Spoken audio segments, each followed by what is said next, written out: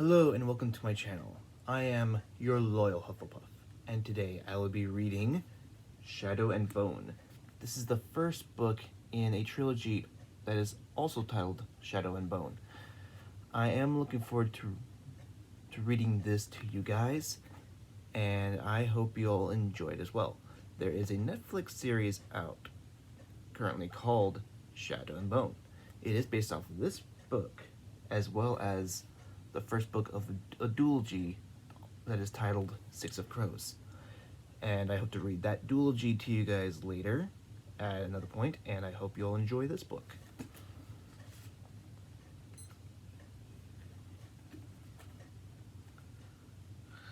The Servant. This is titled Before. I'm not the one who wrote this book. It is titled Before. So let's go ahead and read it. The servants called them Malenchki, little ghosts, because they were the smallest and the youngest, and because they haunted the Duke's house like giggling phantoms, darting in and out of rooms, hiding in cupboards to eavesdrop, sneaking into the kitchen to steal the last of their summer peaches. The boy and the girl had arrived within weeks of each other, two more orphans of the border wars, dirty-faced refugees, plucked from the rubble of distant towns and brought to the Duke's estate to learn to read and write, and to learn a trade. The boy was short and stocky, shy but always smiling. The girl was different, and she knew it. Huddled in the kitchen cupboard, listening to the grown-ups' gossip, she heard the Duke's housekeeper, Anna Kuya, say, "She's an ugly little thing. No child should look like that. Pale and sour, like a glass of milk that's turned." "And so skinny," the cook replied. "Never finishes her supper." Crouched beside the girl, the boy turned to her and whispered, "Why don't you eat?" "Because everything she cooks tastes like mud." "Tastes fine to me." "You'll eat anything." They bent their ears back to the crack in the cupboard doors. A moment later, the boy whispered, "I don't think you're ugly." "Shh," the girl hissed. But hidden by the deep shadows of the cupboard, she smiled. In the summer, they endured long hours of chores, followed by even longer hours of lessons in stifling classrooms. When the heat was at its worst, they escaped into the woods to hunt for birds' nests or swim in the muddy little creek, or they would lie for hours in their meadow watching the sun pass slowly overhead, speculating on where they would build their dairy farm, and whether they would have two white cows or three. In the winter, the Duke left for his city house in Oz, Alta, and as the days grew shorter and colder, the teachers grew lax in their duties, preferring to sit by the fire and play cards or drink kvass. Bored and trapped indoors, the older children doled out more frequent beatings, so the boy and the girl hid in the disused rooms of the estate, putting on plays for the mice and trying to keep warm. On the day the Grisha examiners came, the boy and the girl were perched in the window seat of a dusty upstairs bedroom, hoping to catch a glimpse of the mail coach. Instead, they saw a sleigh. A troika, pulled by 3 black horses, passed through the white stone gates onto the estate. They watched its silent progress through the snow to the Duke's front door. 3 figures emerged in elegant fur hats and heavy wool kefta, one in crimson, one in darkest blue, and one in vibrant purple. "Grisha," the girl whispered. "Quick," said the boy. In an instant, they had shaken off their shoes and were running silently down the hall, slipping through the empty music room and darting behind a column in the gallery that overlooked the sitting room where Anna Kuya looked to receive guests. Anna Kuya was already there, bird-like in her black dress, pouring tea from the samovar. Her large key ring jangling at her waist. There are just the two this year, then," said a woman's low voice. They peered through the railing of the balcony to the room below. Two of the Grisha sat by the fire, a handsome man in blue, and a woman in red robes, with a haughty, refined air. The third, a young blond man, ambled about the room, stretching his legs. Yes, said Anakoya, a boy and a girl, the youngest here by quite a bit, both around 8, we think. You think? Asked the man in blue. When the parents are deceased, we understand, said the woman. We are, of course, great admirers of your institution. We only wish more of the nobility took an interest in the common people. Our Duke is a very great man, said Anakoya. Up in the balcony, the boy and the girl nodded sagely to each other. Their benefactor, Duke Karamzov, was a celebrated war hero and a friend to the people.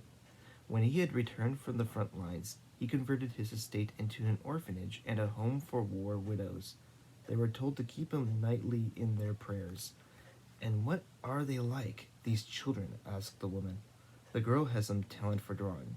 The boy is most at home in the meadow and the wood. But what are they like? Repeated the woman. Anakoya pursed her withered lips. What are they like?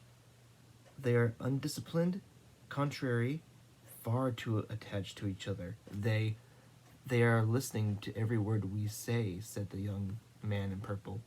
The boy and the girl jumped in surprise. He was staring directly at their hiding spot. They shrank behind the column, but it was too late. Anakoya's voice lashed out like a whip. Alina Starkov! Malin Ortsiv! Come down here at once. Reluctantly, Alina and Mal made their way down the narrow spiral staircase at the end of the gallery. When they reached the bottom, the woman in red rose from her chair and gestured them forward. Do you know who you are? The woman asked. Her hair was steel gray, her face lined but beautiful. You're witches, blurted Mal. Witches? She snarled. She whirled on Anakoya. Is that what you teach at this school? Superstition and lies? Anakoya flushed with embarrassment. The woman in red turned back to Mal and Alina, her dark eyes blazing. We are not witches. We are practitioners of the small science. We keep this country and this kingdom safe. As does the First Army, Anakoya said quietly, an unmistakable edge to her voice. The woman in red stiffened, but after a moment she conceded, as does the king's army. The young man in purple smiled and knelt before the children.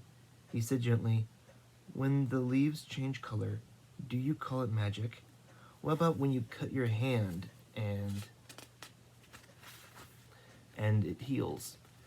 And when you put a pot of water on the stove and it boils, is it magic then? Mal shook his head, his eyes wide. But Alina frowned and said, anyone can boil water.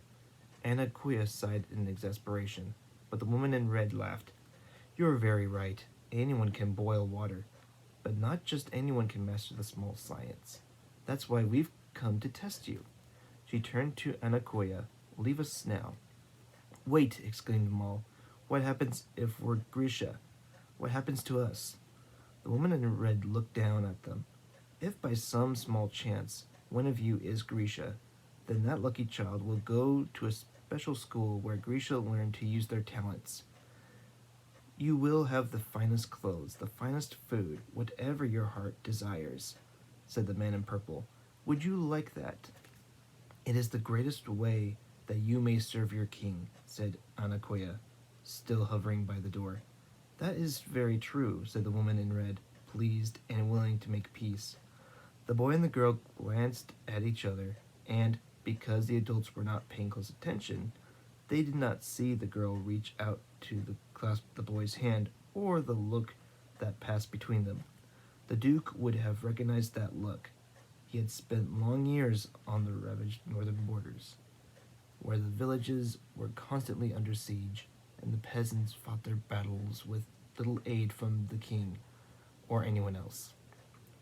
He had seen a woman, barefoot and unflinching in her doorway. Face down, a row of He knew the look of a man defending his home with nothing but a rock in his hand. Chapter 1. Standing on the edge of a crowded road, I looked down on the rolling fields and abandoned farms of the Tula Valley and got my first glimpse of the Shadow Fold. My regiment was 2 weeks' march from the military encampment of Poliznaya, and the autumn sun was warm overhead, but I shivered in my coat as I eyed the haze that lay like a dirty smudge on the horizon. A heavy shoulder slammed into me from behind. I stumbled and nearly pitched face first into the muddy road. "Hey," shouted the soldier, "watch yourself." "Why don't you watch your fat feet?" I snapped, and took some satisfaction from the surprise that came over his broad face. People, particularly big men carrying big rifles, don't expect lip from a scrawny thing like me. They always look a bit dazed when they get it. The soldier got over the novelty quickly and gave me a dirty look as he adjusted the pack on his back, then disappeared into the cavern of horses, men, carts, and wagons streaming over the crest of the hill and into the valley below. I quickened my steps, trying to peer over the crowd. I had lost sight of the yellow flag of the surveyor's cart hours ago, and I knew I was far behind. As I walked, I took in the green and gold smells of the autumn wood, the soft breeze at my back. We were on the Vai, the wide road that had once led all the way from Oz, Alta, to the wealthy port cities on Ravka's western coast. But that was before the Shadow Fold. Somewhere in the crowd, someone was singing. Singing? What idiot is singing on his way into the fold? I glanced again at that smudge on the horizon and had to suppress a shudder. I had seen the Shadow Fold on my maps, a black slash that had severed Ravka from its only coastline and left it landlocked. Sometimes it was shown as a stain, sometimes as a bleak and shapeless cloud.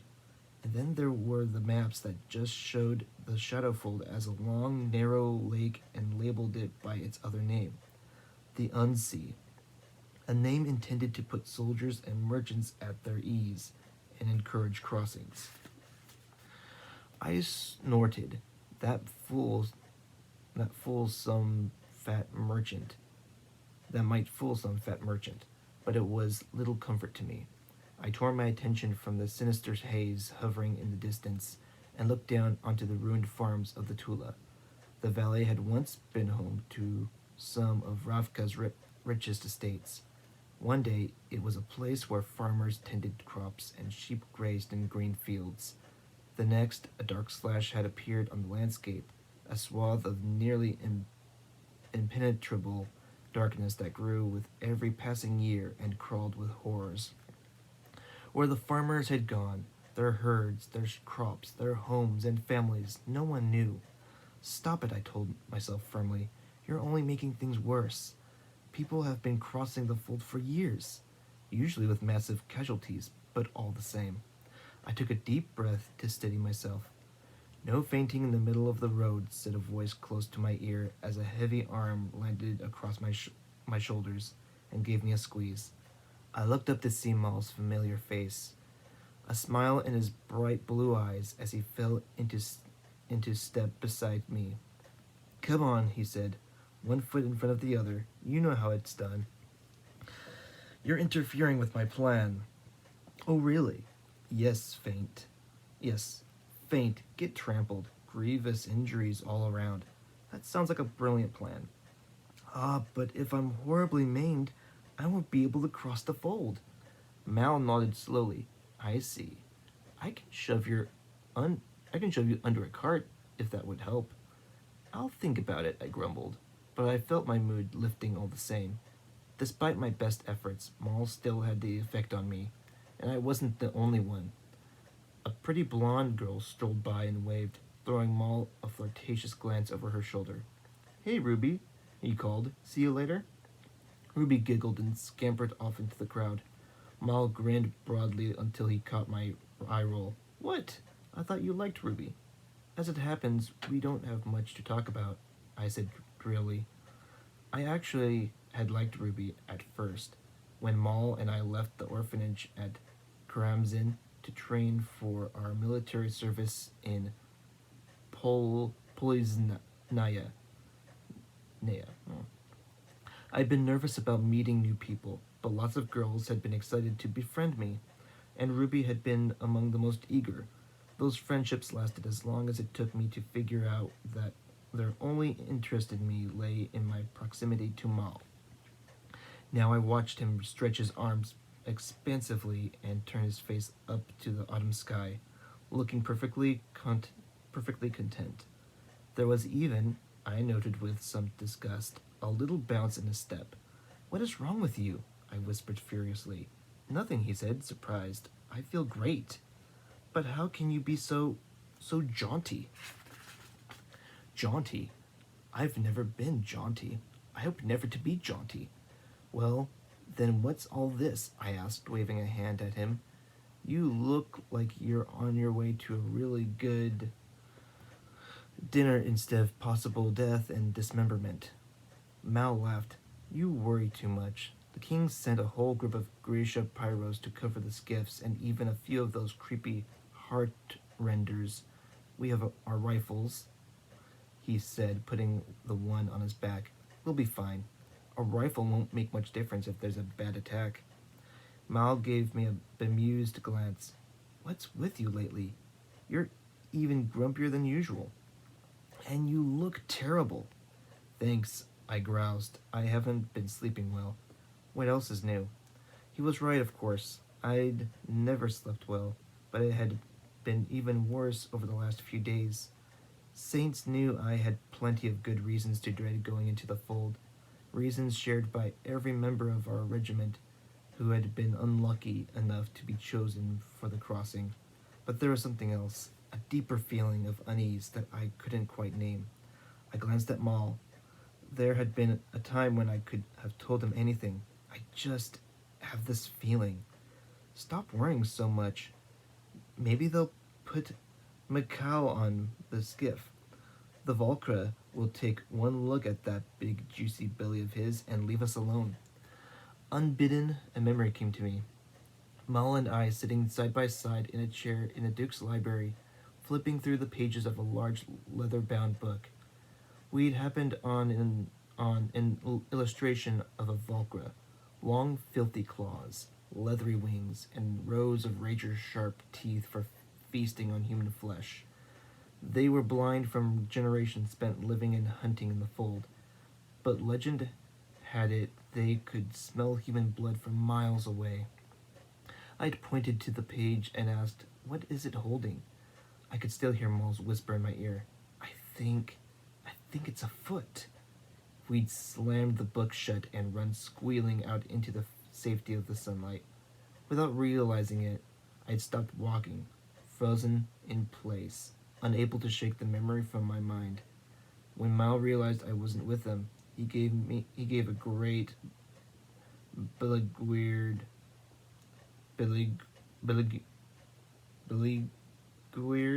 sigh and marched back to me. He rested his hands on my shoulders and gave me a little shake. I was kidding. No one's going to eat Michael. "I know," I said, staring down at my boots. "You're hilarious." "Alina, come on. We'll be fine." "You can't know that. Look at me." I willed myself to raise my eyes to his. "I know you're scared. I am too. But we're going to do this and we're going to be fine. We always are, okay?" He smiled, and my heart gave a very loud thud in my chest. I rubbed my thumb over the scar that ran across the palm of my right hand and took a shaky breath. "Okay," I said grudgingly, and I actually felt myself smiling back. "Madame's spirits have been restored," Mull shouted. "The sun can once more shine." "Oh, will you shut up?" I turned to give him a punch, but before I could, he'd grabbed hold of me and lifted me off my feet. A clatter of hooves and shouts split the air. Mal yanked me to the side of the road just as a huge black coach roared past, scattering people before it before it as they ran to avoid the pounding hooves of 4 black horses. Beside the whip-wielding driver perched 2 soldiers in charcoal coats. The Darkling. There was no mistaking his black coach or the uniform of his personal guard. Another coach, this one lacquered red, rumbled past us at a more leisurely pace.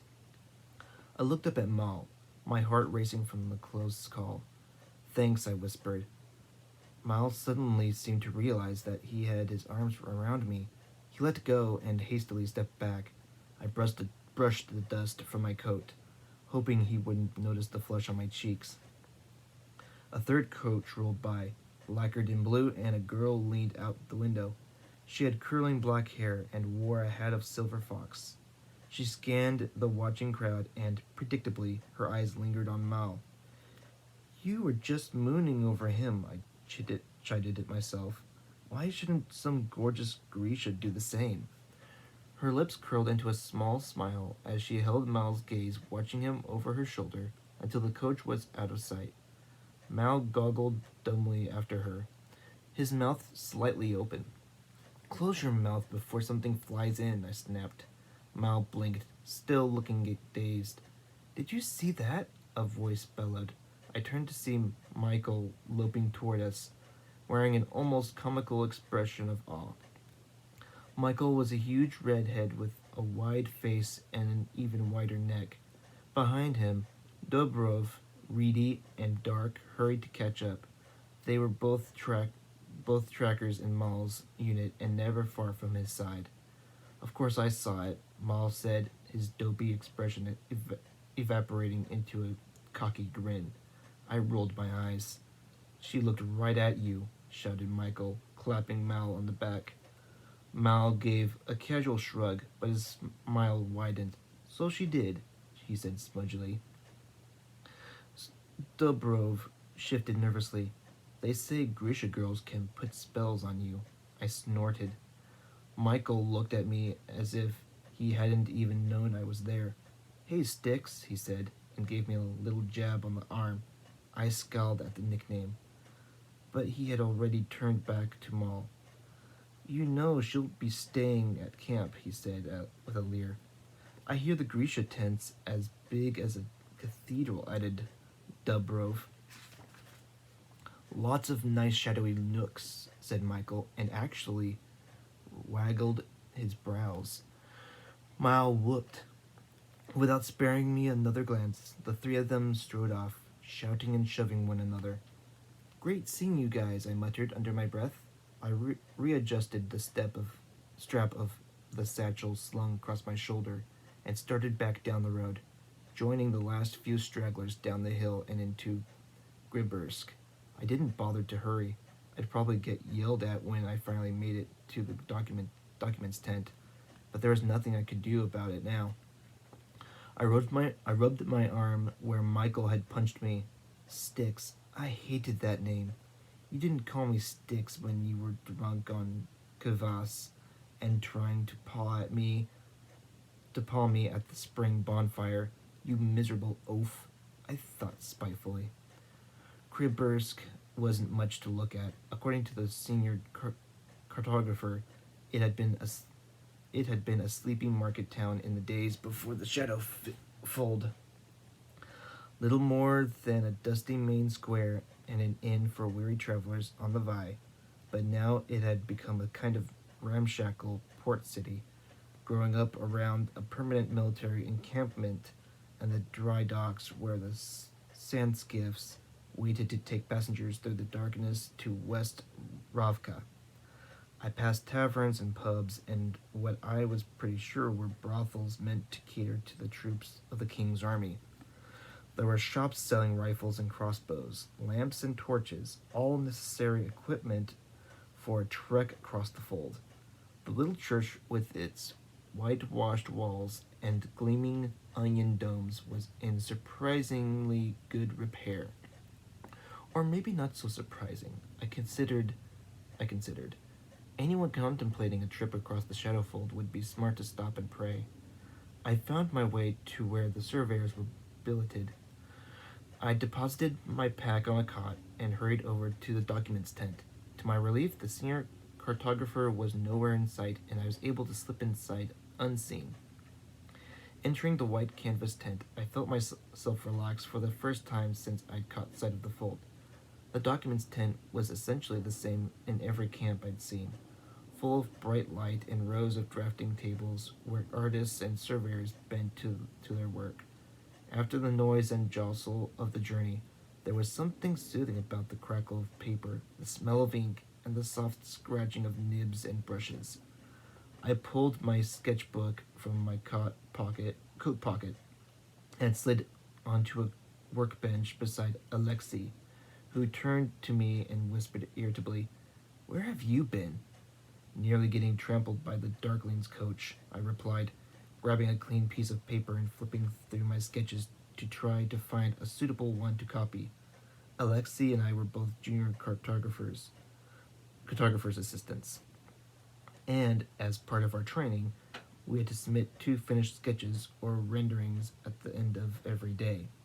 Alexei drew in a sharp breath. "Really? Did you actually see him?" "Actually, I was too busy trying not to die. There are worse ways to go." He got sight of the sketch of a rocky valley I was about to start copying. "Ugh, not that one." He flipped through my sketchbook to an elevation of a mountain ridge and tapped it with his finger. "There." I barely had time to put pen to paper before the senior cartographer entered the tent and came swooping down the aisle, observing our work as he passed. "I hope that's the second sketch you're starting, Alina Starkov." "Yes," I lied. "Yes, it is." As soon as the cartographer had passed on, Alexei whispered, "Tell me about the coach." "I have to finish my sketches. Here," he said in exasperation, sliding one of his sketches over to me. "He'll know it's your work." "It's not that good. You should be able to pass it off as yours." "Now there's the Alexei I know and tolerate," I grumbled, but I didn't give back the sketch. Alexei was one of the most talented assistants, and he knew it. Alexei extracted every last detail from me about the 3 Grisha coaches. I was grateful for the sketch, so I did my best to satisfy his curiosity as I finished up my elevation of the mountain ridge and worked in my thumb measurements of some of the highest peaks. By the time we were finished, dusk was falling. We handed in our work and walked to the mess tent, where we stood in line for muddy stew ladled out by a sweaty cook and found seats with some of the other surveyors. I passed the meal in silence, listening to Alexei and the others exchange camp gossip and jittery talk about tomorrow's crossing. Alexei insisted that I retell the story of the Grisha coaches, and it was met by the usual mix of fascination and fear that greeted any attention of the Darkling. "He's not natural," said Eva, another assistant. She had pretty green eyes that did little to distract from her pig-like nose. "None of them are," Alexei sniffed. "Please spare us your superstition, Eva. It was a Darkling who made the Shadowful to begin with." "That was hundreds of years ago," protested Alexei, "and that Darkling was completely mad." "This one is just as bad."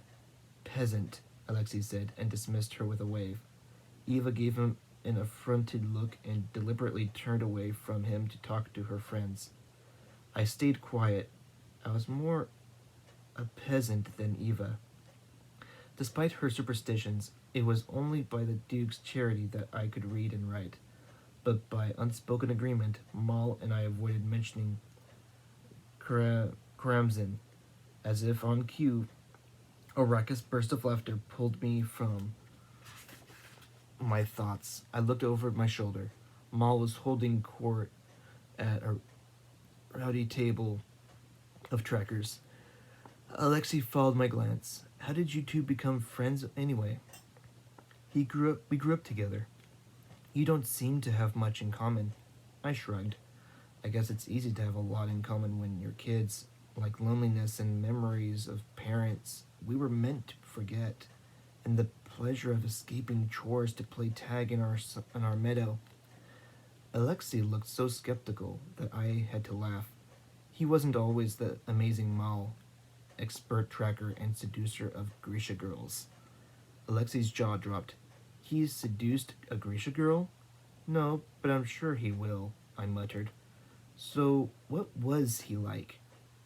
He was short and pudgy and afraid of baths, I said with some satisfaction. Alexei glanced at Mal. I guess things change. I rubbed my thumb over the scar in my palm. I guess they do. We cleared our plates and drifted out of the mess tent into the cool night. On the way back to the barracks, we took a detour so that we could walk by the Grisha camp. The Grisha pavilion really was the size of a cathedral, covered in black silk, its blue, red, and purple pennants flying high above. Hidden somewhere behind it were the Darkling's tents, guarded by Corporalki headquarters and the Darkling's personal guard. When Alexei had looked his fill, we wended our way back to our quarters. Alexei got quiet and started cracking his knuckles, and I knew we were both thinking about tomorrow's crossing. Judging by the gloomy mood in the barracks, we weren't alone. Some people were already on their cots, sleeping or trying to, while others huddled over lamplight talking in low tones. A few sat clutching their icons, praying to their saints. I unfurled my bedroll on a narrow cot, removed my boots, and hung up my coat. Then I wriggled down into the fur-lined blankets and stared up at the roof, waiting for sleep. I stayed that way for a long time, until the lamp lights had all been extinguished, and the sounds of the conversation gave way to soft snores and the rustle of bodies. Tomorrow, if everything went as planned, we would pass safely through to West Ravka, and I would get my first glimpse of the true sea. There, Mal and the other trackers would hunt for red wolves and sea foxes and other coveted creatures that could only be found in the West. I would stay with the cartographers in Oz Curvo to finish my training and help draft whatever information we managed to glean in the fold. And then, of course, I'd have to cross the fold again in order to return home. But it was hard to think that far ahead. I was still wide awake when I heard it. Tap, tap, pause, tap. Then again, tap, tap, pause, tap. What's going on? Mumbled Alexei, drowsily from the cot nearest mine. Nothing, I whispered, already slipping out of my bedroll and shoving my feet into my boots. I grabbed my coat and crept out of the barracks as quietly as I could. As I opened the door, I heard a giggle, and a female voice called from somewhere in the dark room. If it's the tracker, tell him to come inside and keep me warm. If he wants to catch Seafill, I'm sure you'll be his first stop, I said sweetly, and slipped out into the night. The cold air stung my cheeks, and I buried my chin in my collar, wishing I'd taken the time to grab my scarf and gloves. Mal was sitting in the rickety steps, his back to me. Beyond him, I could see Michael and Dubrov passing a bottle back and forth beneath the glowing lights of the footpath. I scowled. Please tell me you didn't just wake me up to inform me that you're going to the Grisha tent. What do you want? Advice? You weren't sleeping. You were lying awake worrying. Wrong. I was planning on how to sneak into the Grisha pavilion and snag myself a cute Corporal Nick. Mal laughed. I hesitated by the door. This was the hardest part of being around him, other than the way he made my heart do clumsy acrobatics. I hated hiding how much the stupid things he did hurt me, but I hated the idea of him finding out even more. I thought about just turning around and going back inside. Instead, I swallowed my jealousy and sat down beside him. I hope you brought me something nice, I said. Alina's secrets of seduction do not come cheap. He grinned. Can you put it on my tab? I suppose, but only because I know you're good for it. I peered into the dark and watched Dubrov take a swing from the bottle. and then lurched forward. Michael put his arm out to steady him, and the sounds of their laughter floated back to us in the night air. Miles shook his head and sighed. He always tries to keep up with Michael. He'll probably end up puking on my boots. Serves you right, I said. So what are you doing here? When we'd first started our military service a year ago, Mal had visited me almost every night, but he hadn't come by in months. He shrugged. I don't know. You looked so miserable at dinner.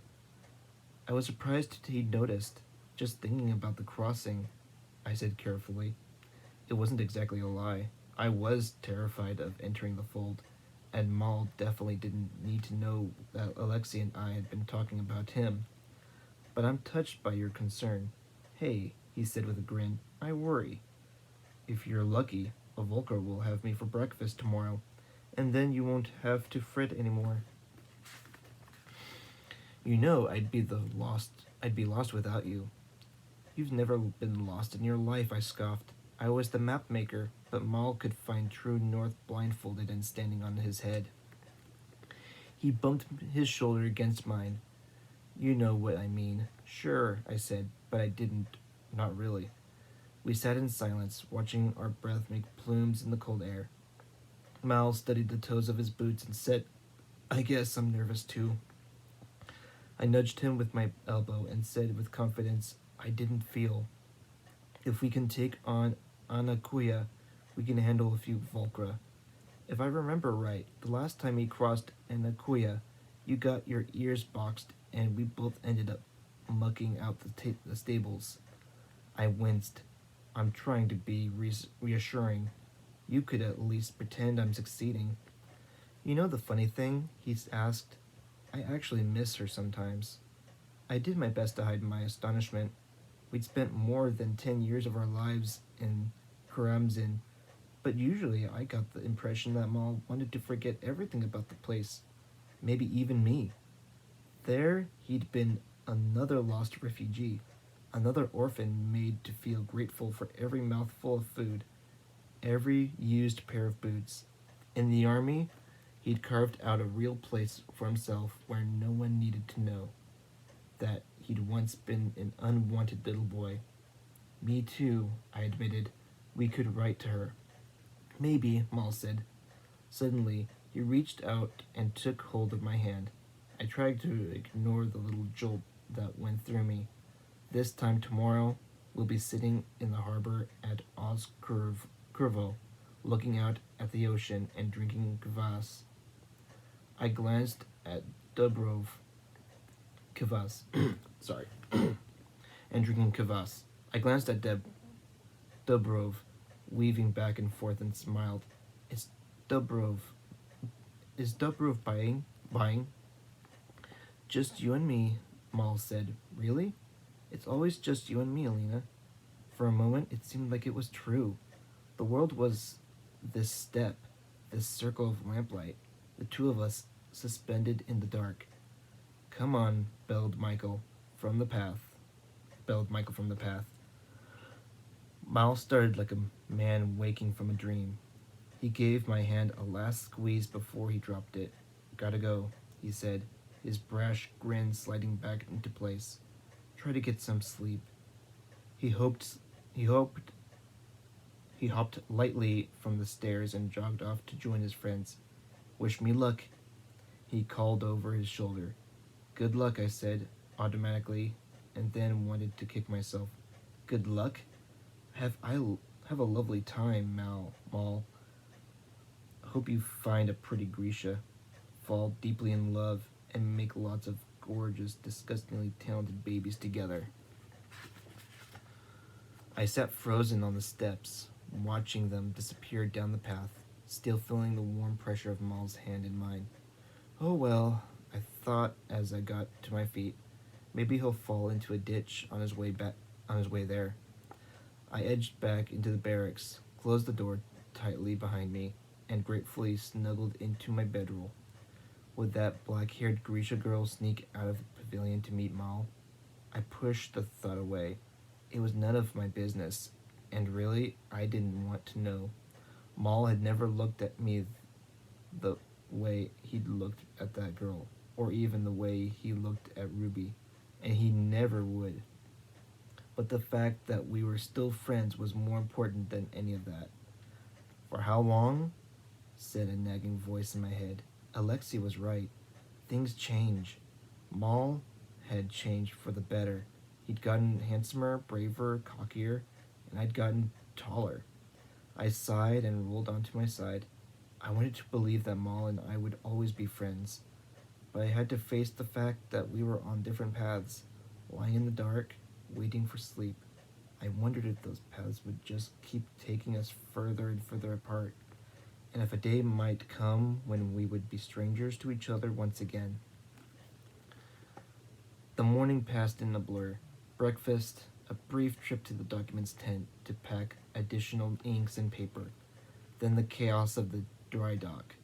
I stood with the rest of the surveyors. Oh, this is chapter 2, by the way. I stood with the rest of the surveyors, waiting our turn to board one of a small fleet of sand skiffs. Behind us, Kripersk was waking up and going about its business. Ahead lay the strange, shifting darkness of the fold. Animals were too noisy and scared too easily for travel on the unsea.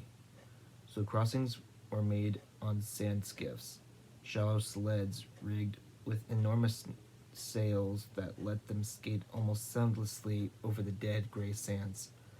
The skiffs were loaded with grain, timber, and raw cotton, but on the trip back they would be stocked with sugar, rifles, and all manner of finished goods that passed through the seaports of West Ravka. Looking out at the skiff's deck, equipped with little more than a sail and a rickety railing, all I could think was that it offered no place to hide. At the mast of each sled, flanked by heavily armed soldiers, stood two Grisha Ethrilki, the Order of Summoners, in dark blue kefta. The silver embroidery at their cuffs and the hems of their robes indicated that they were squallers. Grisha, who could raise or lower the pressure of the air and fill the skiff's sails with wind that would carry us across the long miles of the fold. Soldiers armed with rifles and overseen by a grim officer lined the railings. Between them stood more Etherilki, but their blue robes bore the red cuffs that indicated they could raise fire. At a signal from the skiff's captain, the senior cartographer herded me, Alexei, and the rest of the assistants onto the skiff to join the other passengers. Then he took his place beside the squallers at the mast, where he would help them navigate through the dark. He had a compass in his hand, but it would be of little use once we were on the fold. As we crowded on deck, I caught a glimpse of Maul standing with the trackers on the other side of the skiff. They were also armed with rifles. A row of archers stood behind them, the quivers on their backs bristling with arrows tipped in Grisha steel. I figured the hilt of the army-issue knife tucked into my belt. It didn't give me much confidence. A shout rang out from the foreman on the docks, and crews of burly men on the ground began pushing the skiffs into the colorless sand that marked the farthest reaches of the fold. They stepped back hurriedly, as if that pale, dead sand would burn their feet. Then it was our turn, and with a sudden jolt our skiff lurched forward, creaking against the earth as the dock workers heaved. I grabbed the railing to steady myself, my heart beating wildly. The squallers lifted their arms, the sails billowed open with a loud snap, and our skiff surged forward into the fold. At first it was like drifting into a thick cloud of smoke, but there was no heat, no smell of fire. Sounds seemed to dampen, the world became still. I watched the sand skiffs ahead of us slide into the darkness, fading from view, one after another. I realized that I could no longer see the prow of our skiff, and that I could not see my own hand on the railing. I looked back over my shoulder. The living world had disappeared. Darkness fell around us. Black, weightless, and absolute. We were in the fold. It was like standing at the end of everything. I held tight to the railing, feeling the wood dig into my hand, grateful for its solidity. I focused on that and the feel of my toes in my boots. Gripping the deck, to my left, I could hear Alexei breathing. I tried to think about the soldiers with their rifles and the blue-robed Grisha pyros. The hope in crossing the fold was that we would pass through silently and unnoticed. No shot would sound, no fire would be summoned, but their presence comforted me all the same. I don't know how long we went on that way. The skiffs floating forward, the only sound the gentle rasp of sand on their hulls. It seemed like minutes, but it might have been hours. We're going to be okay, I thought to myself. We're going to be okay. Then I felt Alexei's hand fumbling for mine. He seized hold of my wrist. "Listen," he whispered, and his voice was hoarse. Hoarse with terror. For a moment, all I heard was his ragged breathing and the steady hiss of the skiff. Then, somewhere out in the darkness, another sound, faint but relentless, the rhythmic flapping of wings. I grabbed Alexei's arm with one hand and clutched the hilt of my knife with the other. My heart pounding, my eyes straining to see something, anything in the blackness. I heard the sound of triggers being cocked, the tap of arrows being notched. Someone whispered, "Be ready." We waited, listening to the sound of wings, beating the air, growing louder as they drew nearer, like the drums of an oncoming army. I thought I could feel the wind stir against my cheek as they circled closer, closer. "Burn!" the command rang out, followed by the crackle of flint striking stone in an explosive whoosh as rippling blooms of Grisha flame erupted from each of the skiffs. I squinted into the sudden brightness, waiting for my vision to adjust. In the firelight, I saw them. Volcra were supposed to move in small flocks, but there they were, not tens, but hundreds, hovering and swooping in the air around the skiff. They were more frightening than anything I had ever seen in any book, than any monster I could have imagined.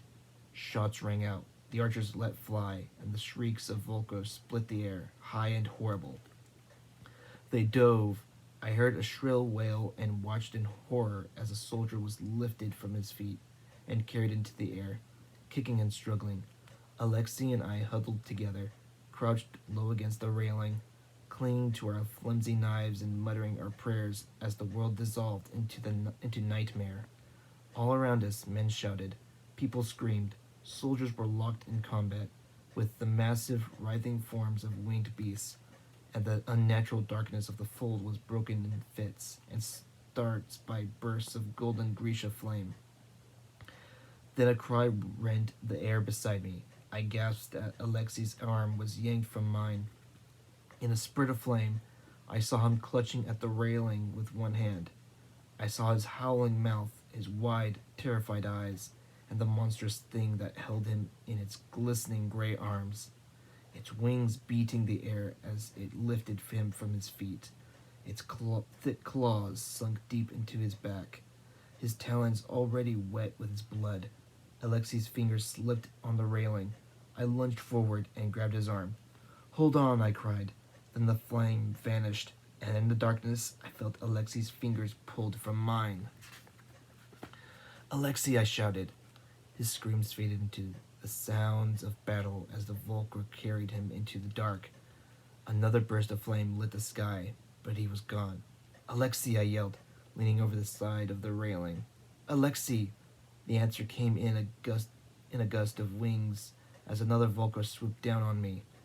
I careened backward, barely avoiding its grasp, my knife held out before me with trembling hands. The Volcra lunged forward, the firelight glinting off its milky, sightless eyes. its gaping mouth crowded with rows of sharp, crooked black teeth. I saw a flash of powder from the corner of my eye, heard a rifle shot, and the Volker stumbled, yowling in rage and pain. Move! It was Maul, rifle in hand, face streaked with blood. He grabbed my arm and pulled me behind him. The Volker was still coming, clawing its way across the deck, one of its wings hanging at a crooked angle. Maul was trying to reload in the firelight, but the Volker was too fast. It rushed at us, claws slashing, its talons tearing across Maul's chest. He screamed in pain. I grabbed hold of the Valkyre's broken wing and stabbed my knife deep between its shoulders. Its muscled flesh felt slimy beneath my hands. It screeched and thrashed free of my grip, and I fell backward, hitting the deck hard. It lunged at me in a frenzy of rage, its huge jaws snapping. Another shot rang out. The Volker stumbled and fell in a grotesque heap, black blood pouring from its mouth. In the dim light, I saw Maul lowering his rifle. His torn shirt was dark with blood. The rifle slid from his fingers as he swayed and fell to his knees, then collapsed onto the deck. Maul! As I was at his side in an instant, my hands pressing down on his chest in a desperate attempt to stop the bleeding. Maul! I sobbed, the tears streaming down my cheeks. The air was thick with the smell of blood and gunpowder. All around us, I heard rifle fire, people weeping, and the obscene sound of something feeding. The flames of the Grisha were growing weaker, more sporadic, and worst of all, I realized the skiff had stopped moving. This is it, I thought hopelessly. I bent low over Maul, keeping pressure on the wound. His breathing was labored. They're coming, he gasped. I looked up and saw, in feeble, fading glow of Grisha fire, 2 Volkers swooping down upon us. I huddled over Maul, shielding his body with mine. I knew it was futile, but it was all I could offer. I smelled the fetid stench of the Volkra, felt the air gusting from their wings. I pressed my forehead to Maul's and heard him whisper, "I'll meet you in the meadow." Something inside me gave way in fury, in hopelessness, in the uncertainty of my own death. I felt Maul's blood beneath my palms, saw the pain in his beloved face. A Volkra screeched in triumph as its talons sank into my shoulder. Pain shot through my body, and the world went white. I closed my eyes as a sudden, piercing flood of light exploded across my vision. It seemed to fill my head, blinding me, drowning me, from somewhere above. I heard a horrible shriek. I felt the Volkra's claws loosen their grip, felt the thud as I fell forward and my head connected with the deck. And then I felt nothing at all. And now we begin Chapter 3. I woke with a start. I could feel the rush of air on my skin, and I opened my eyes to see what looked like dark clouds of smoke. I was on my back, on the deck of the skiff. It took me only a moment to realize that the clouds were getting thinner, giving way to dark wisps, and between them, a bright autumn sun. I closed my eyes again, feeling relief wash over me. We're on our way out of the fold, I thought.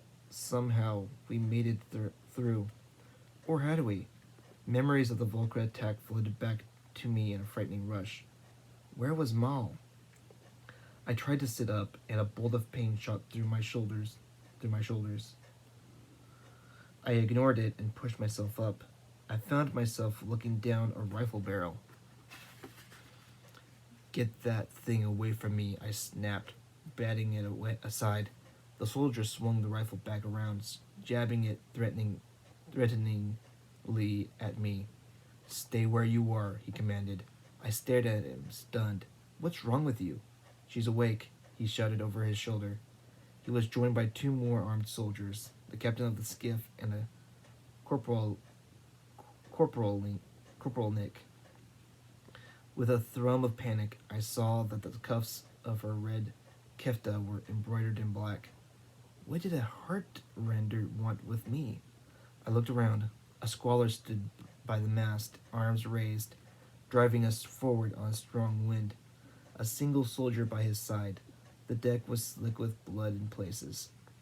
My stomach turned as I remembered the horror of the battle.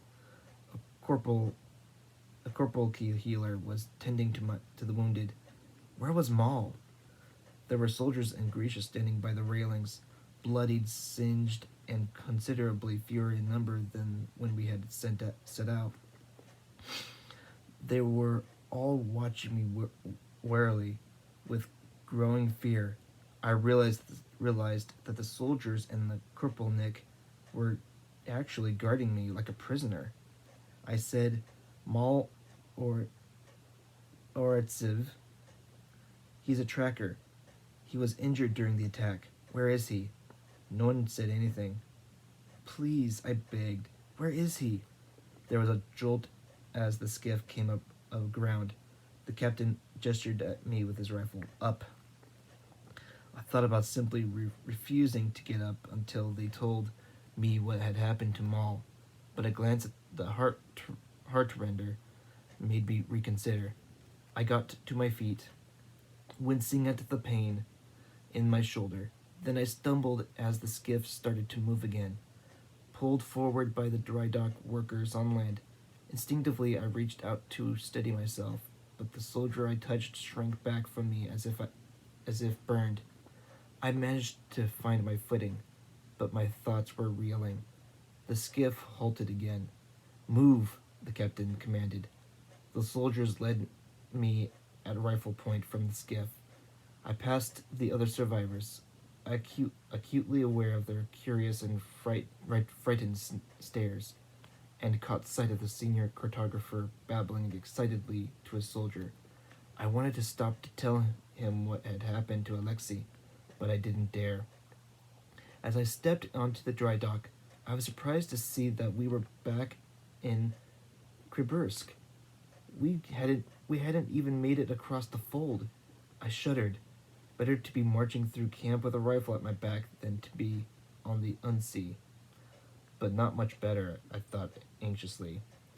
As the soldiers marched me up the main road, people turned from their work to gawk. My mind was worrying, searching for answers and finding nothing. Had I done something wrong in the fold? Broken some kind of military protocol? And how had we gotten out of the fold anyway? The wounds near my shoulder throbbed. The last thing I remember was the terrible pain of the Volkra's claws piercing my back. That searing burst of light. How had we survived? These thoughts were driven from my mind as we approached the officer's tent. The captain called the guards to a halt and stepped toward the entrance. The corporal Nick reached out a hand to stop him. This is a waste of time. We should proceed immediately to... Take your hands off me, bloodletter. The captain snapped and shook his arm free. For a moment the corporal Nick stared at him, her eyes dangerous when she smiled coldly and bowed. Da, Capitan. I felt the hair on my arms rise. The captain disappeared inside the tent. We waited. I glanced nervously at the corporal Nick, who had apparently forgotten her feud with the captain and was scrutinizing me once again. She was young, maybe even younger than I was, but that hadn't stopped her from confronting a superior officer. Why would it? She could kill the captain where he stood without ever raising a weapon. I rubbed my arms, trying to shake the chill that had settled over me. The tent flap opened, and I was horrified to see the captain emerge, followed by a stern Colonel Rivsky. What could I possibly have done that would require the involvement of a senior officer? The colonel peered at me, his weathered face grim. What are you? Assistant Cartographer Alina Starkov, Royal Corps of Surveyors. He cut me off. What are you? I blinked. I'm a map maker, sir. Revsky scowled.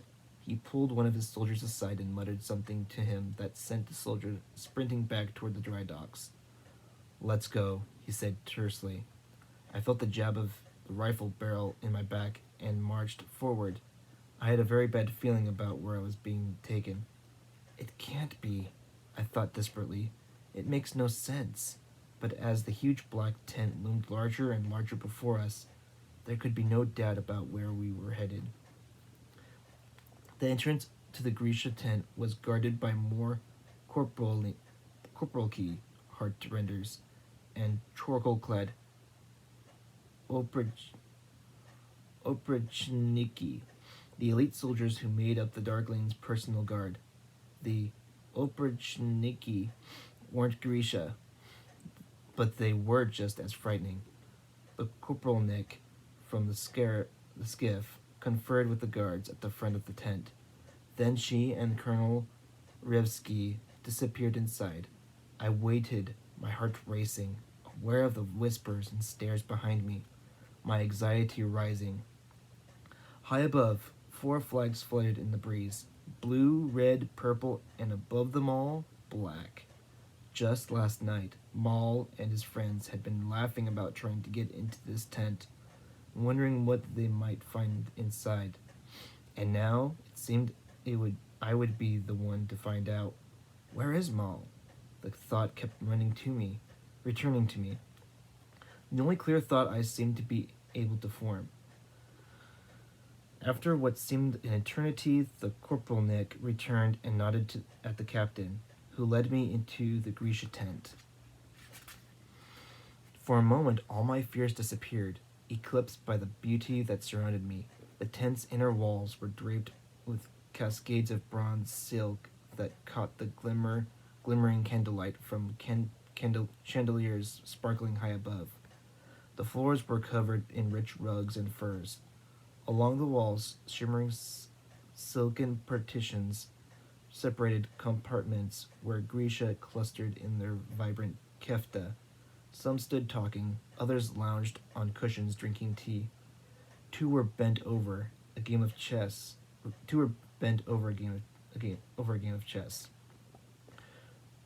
From somewhere, I heard the strings of a balalaika being plucked.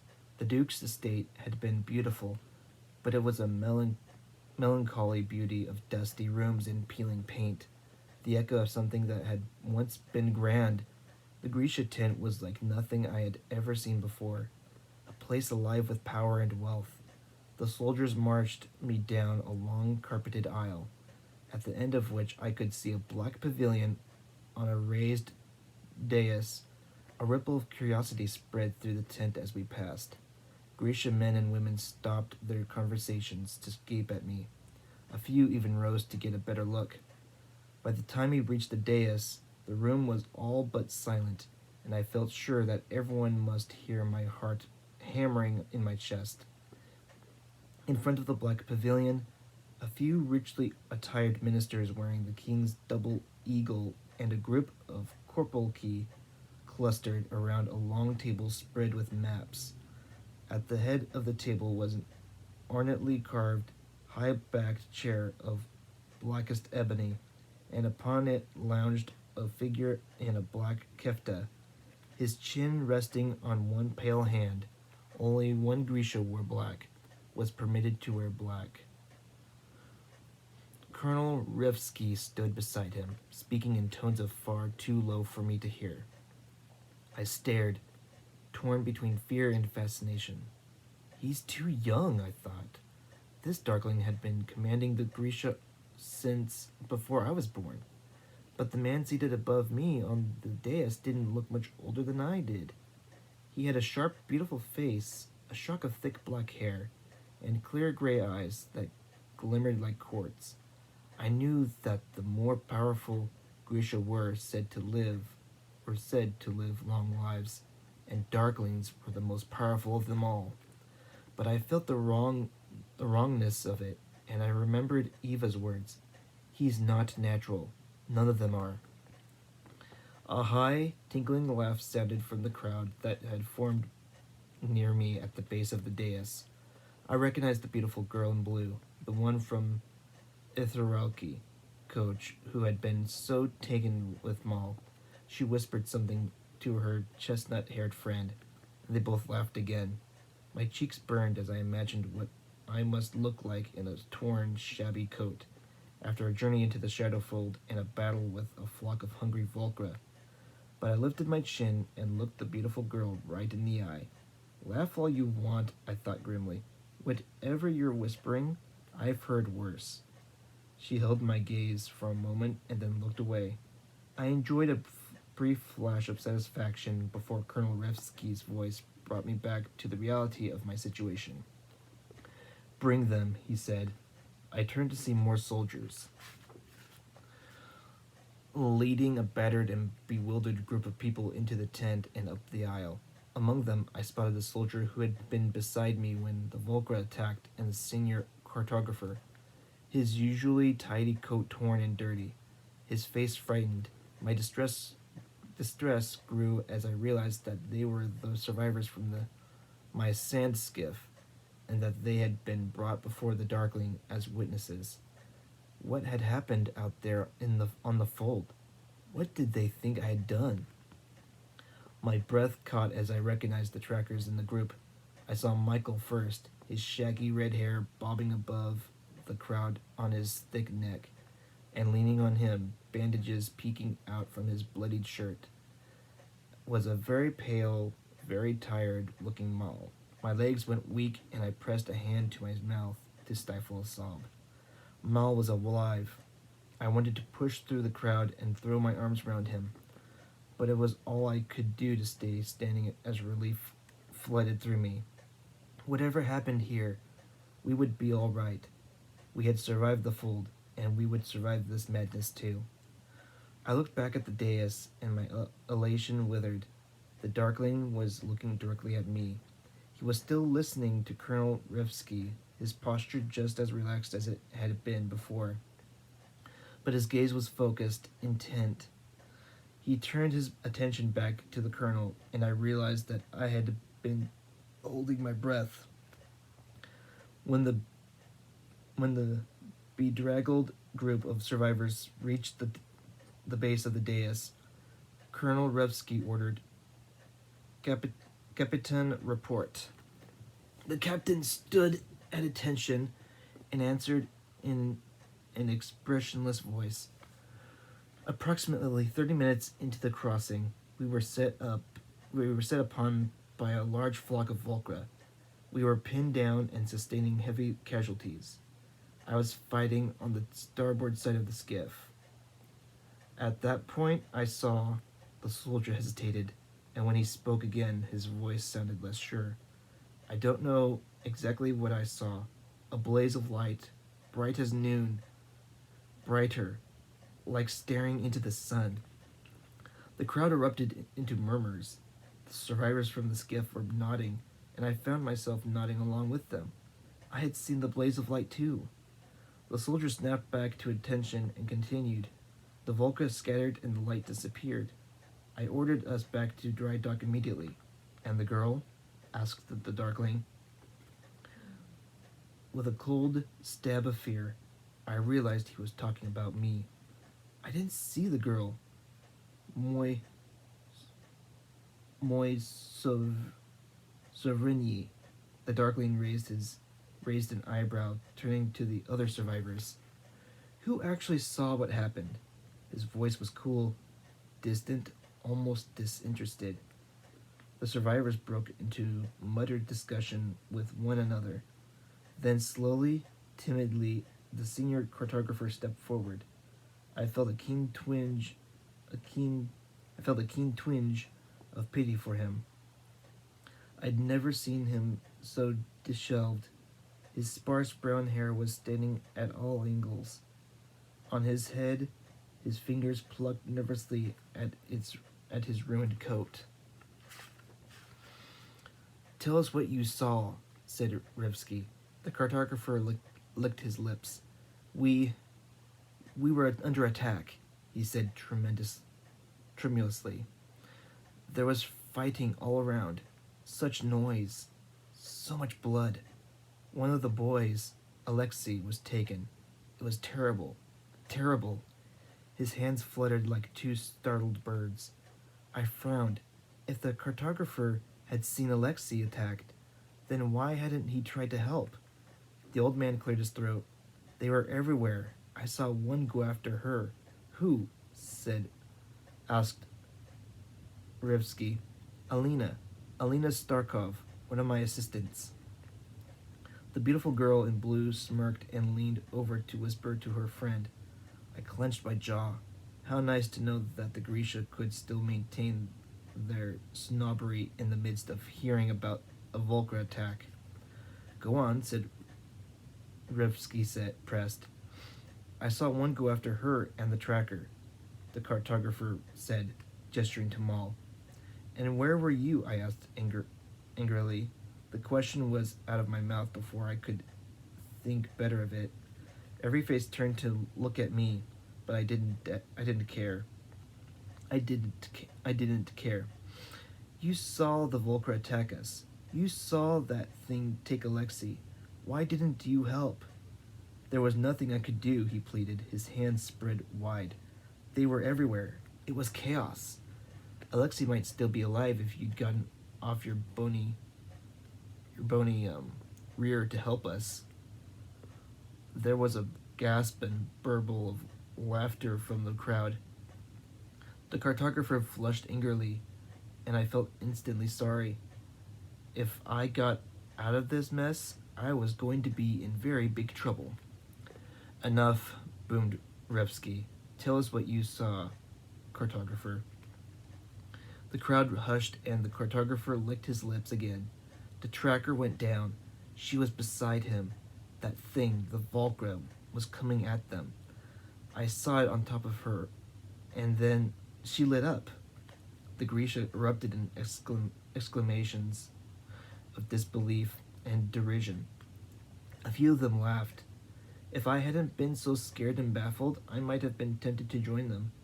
Maybe I shouldn't have been so hard on him, I thought, looking at the rumpled cartographer. The poor man clearly took a bump to the head during the attack. I saw it, he shouted over the din. Light came out of her. Some of the Grisha were jeering openly now, but others were yelling. Let him speak. The cartographer looked desperately to his fellow survivors for support, and to my amazement, I saw some of them nod. Had everyone gone mad? Did they actually think I had chased off the Volcra? This is absurd, said a voice from the crowd. It was the beautiful girl in blue. What are you suggesting, old man? That you found us a sun summoner? I'm not suggesting anything, he protested. I'm only telling what I saw. It's not impossible, said a heavy-set Grisha. He wore the purple kefta of a materialnik, a member of the Order of the Fabricators. There are stories. Don't be ridiculous, the girl laughed. Her voice thick with scorn. The man's had his wits rattled by the Volcra. The crowd erupted into loud argument. I suddenly felt very tired.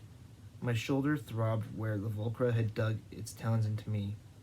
I didn't know what the cartographer or any of the others on the skiff thought they had seen. I just knew this was all some kind of terrible mistake, and at the end of this farce, I would be the one looking foolish. I cringed when I thought of the teasing I would take when this was over. And hopefully it would be over soon. Quiet, the Darkling barely seemed to raise his voice, but the command sliced through the crowd and silence fell. I suppressed a shiver. He might not find this joke so funny. I just hoped he wouldn't blame me for it. The Darkling wasn't known for mercy. Maybe I should be worrying less about being teased and more about being exiled to Tisbia, or worse.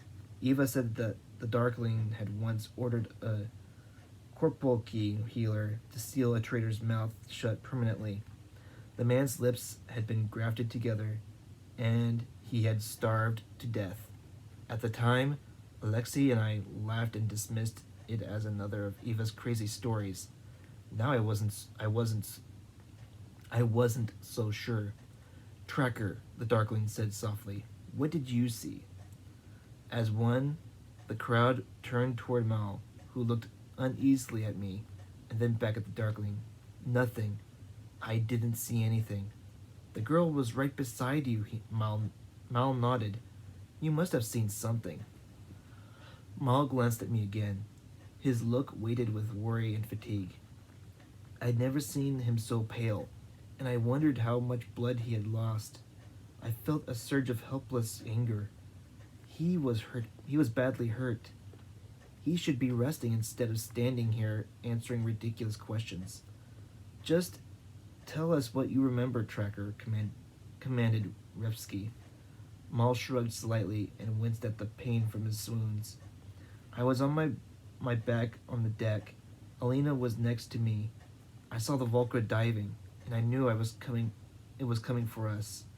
I said something and, what did you say? The Darkling's cool voice cut through the room. I don't remember, Mal said. I recognized the stubborn set of his jaw and knew he was lying. He did remember. I smelled the Volcra, saw it swooping down on us. Alina screamed, and then I couldn't see anything. The world was just shining. So you didn't see where the light was coming from?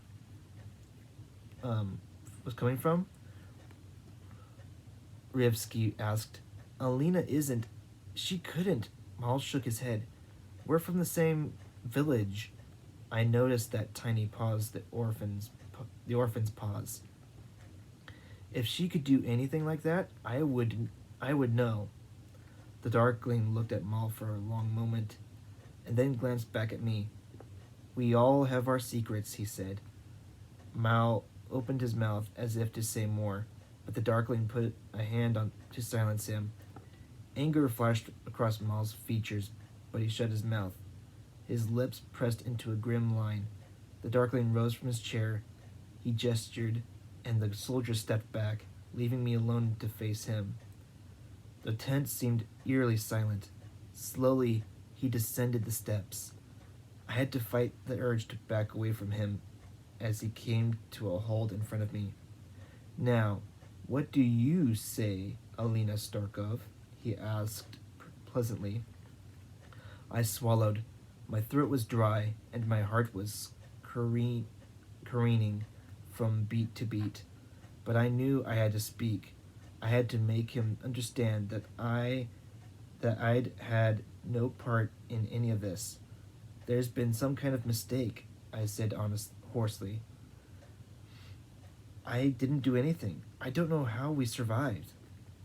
The Darkling appeared to consider this. When he crossed his arms, cocked his head to one side, well, he said, his voice bemused, I like to think that I know everything that happens in Ravka, and that if I had a sun summoner living in my own country, I'd be aware of it. Soft murmurs of assent rose from the crowd, but he ignored them, watching me closely. But something powerful stopped the Volcra and saved the king's skiffs. He paused and waited as if he expected me to solve this conundrum for him. My chin rose stubbornly. I didn't do anything, I said. Not one thing. The side of the Darkling's mouth twitched as if he were repressing a smile. His eyes slid over me from head to toe and back again. I felt like something strange and shiny, a curiosity that had washed up on a lakeshore, that he might kick aside with his boot. Is your memory as faulty as your friend's? He asked, and bobbed his head toward Mal. I don't, I faltered. What did I remember? Terror, darkness, pain, Mal's blood, his life flowing out of him beneath my hands, the rage that filled me at the thought of my own helplessness. Hold out your arm, said the Darkling. What? We've wasted enough time. Hold out your arm. A cold spike of fear went through me. I looked around in panic, but there was no help to be had. The soldiers stared forward, stone-faced. The survivors from the skiff looked frightened and tired. The Grisha regarded me curiously. The girl in blue was smirking. Mal's pale face seemed to have gone even whiter, but there was no answer in his worried eyes. Shaking, I held out my left arm. Push up your sleeve. I didn't do anything. I had meant to say it loudly, to proclaim it, but my voice sounded frightened and small. The Darkling looked at me, waiting. I pushed up my sleeve.